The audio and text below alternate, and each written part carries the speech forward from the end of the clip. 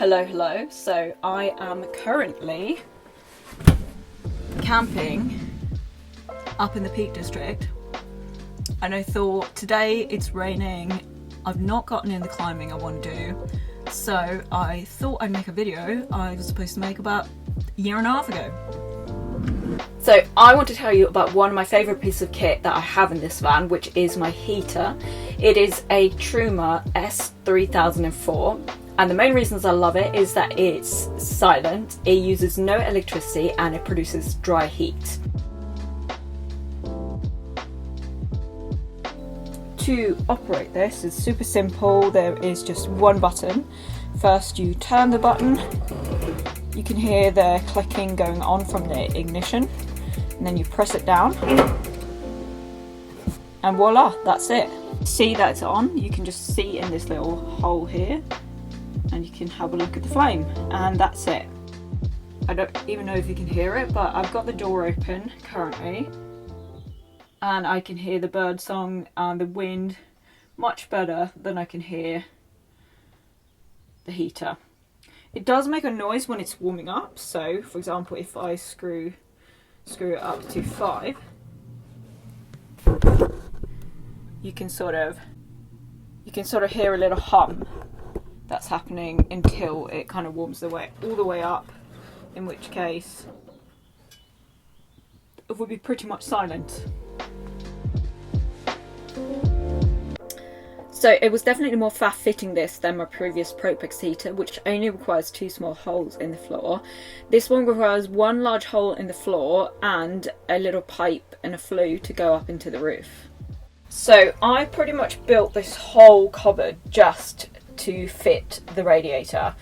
I was going to have this side door completely open, but that did not happen, mainly because there's 2 support beams that goes across the flooring of the boxer. So there's actually, like on the underside, a thick metal beam that goes that way, so there was only a gap in the flooring that was just about wide enough for this huge thing to fit in. It also needs ducting that goes all the way up, so if I open the door, basically you can see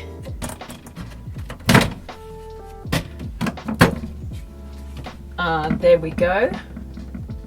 So in here the ducting goes all the way down and up into a little roof, tiny cute little chimney. So if I go on the outside, hello, and if I just kind of, there we go. Here's a shit video of what it looks like underneath my van. As you can see, the hole is just about big enough to fit the thing. What needs to go underneath the van is the gas inlet, and I think the inlet where it takes in fresh air. The gas pipe is also run externally, so there's less of a chance of a gas leak happening inside of the van. So I found it a little confusing when I was researching to buy it, because it didn't kind of state clearly what parts you did need and what parts it came with, because you can buy all the parts separately. So basically there is the main radiator bit, there's the cover, and then there's the flue. There's also lots of extra stuff that you can buy if you want to, so like there's a ducting system, which I think is good if you have like a huge motorhome, but for a smaller one like mine you really don't need that. And then it requires electricity to run and stuff like that as well. So I'm just going to make a note that when I built the cupboard, I also had to make sure that the front of the cupboard lined up with where the cover had to go, because the cover, which is on the front of the radiator, clicks onto the radiator itself. So for example, you can't have, wherever you're putting it, you can't have, for example, the radiator way too far back, because the cover won't be able to attach to the radiator. But they do, as long as you make proper measurements, I didn't think this was a huge issue. They also provide you with a guide, like a piece of paper that has clearly marked out where, for example, where the hole on the flooring needs to go. There's also they also provide you with proper measurements for how big the hole in the cupboard needs to go for the cover to fit on. Just before I take off the cover and show you what it looks like inside, when I first got it, like got the box, it looked really complicated, and I was like, what am I looking at? Like, because it doesn't come in one piece, it comes as like the radiator and then some small bits, some screws and stuff, and then the top panel and then the bottom cover. But then actually once I just kind of looked through those, and the instruction book is quite thick as well because it really shows you all the parts. But then actually once you just kind of think through it and look at all the parts and line them up, it's actually pretty okay. I will also note that it's really clever built because you can install it on whatever side. There's lots of dummy holes in the cover, for example, in the top bit, so you can put the button on the other side if you need to install it on the other side of the vehicle.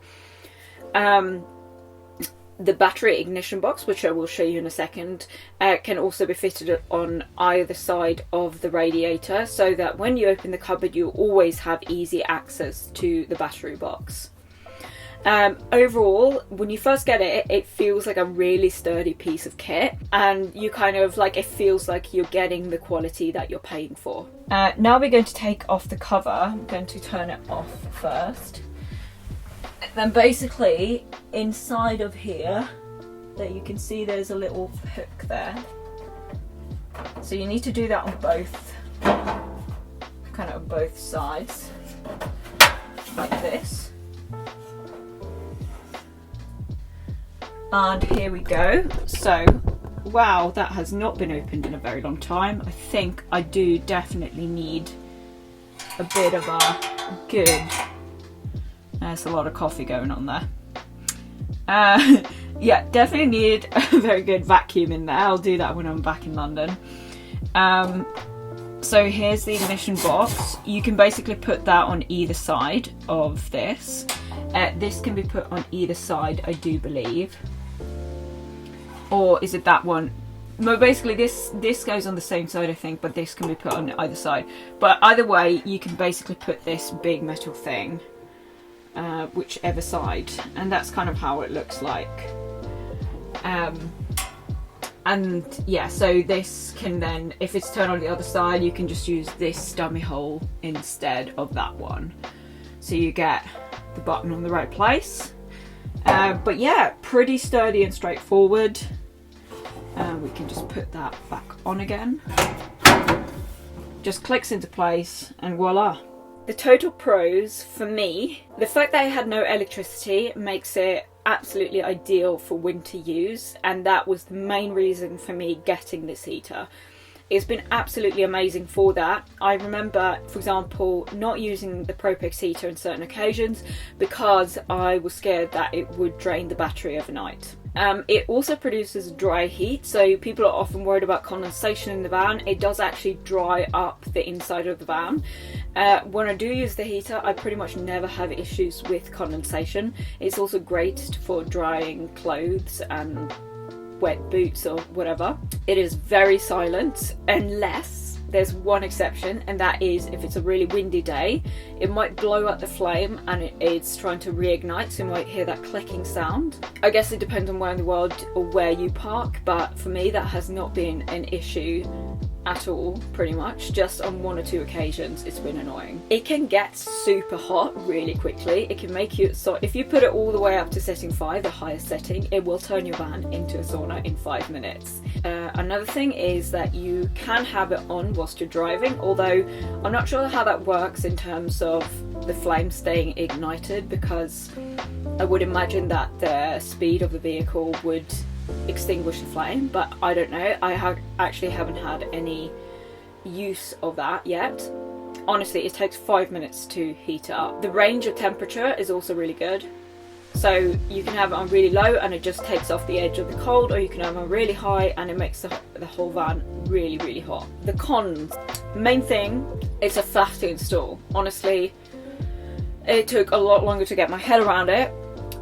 There was also so much planning because the positioning is so reliant on both the hole in the floor and the ceiling, and for ducting, and for there to be roof on both the flooring and the ceiling in the same space. So yeah, I definitely had to re-rig my plans because of that. Secondly, it takes up a lot of room. So If I had a short wheelbase, medium wheelbase, I probably would not have this heater. It's just like a Propex or a diesel heater takes up way less room than it does. I mean, just the physical space. So because you have to have the cover on and all of that, you can't just hide it underneath a storage space or something. It is more expensive. It is probably the most expensive heater, but then saying that, my old Propex heater was about £100 cheaper, but I think you can get diesel heaters for a lot less than both the Propex and this heater. Another con, maybe, but then I'm not sure how to put this as a con, like it is what it is the gas usage. So obviously if you're gonna run it on full, which you never need to do, but I think I used it for like a week in the winter and I had it on sort of setting 2 to 3. Almost, at least all night I had it on setting 2, and it took like a week and a half, maybe sometimes 2 weeks before the whole gas bottle was empty. But I think that's just what you have to expect, and then maybe consider that into designing the van if you do want a bigger gas bottle or if you want 2 gas bottles. But again, I don't know if this is really a con. Last con is it takes a while to install, so if you're doing a quick build and you just want to bash the van out, I would probably go for an easy option. Thank you so much for watching. If you enjoyed this video, please hit the like button and leave a comment if you have any questions. I will try and get back to you as soon as possible. I am also an artist. If you want to check out some of my artwork, I have studio vlogs. I'm also very active on Instagram, and I've got a website with original paintings, prints, t-shirts and other merchandise for sale. I do run a Patreon page, mainly with focus on my artwork, but if you do want to support me either as an artist or as a content creator, or if you want to see more van videos like this, the best way to make that happen is to support me through Patreon. All that money goes to supporting my business and eventually, hopefully, enabling me to have more time to make videos like this. So yeah, thank you so much for watching, and I'll see you soon.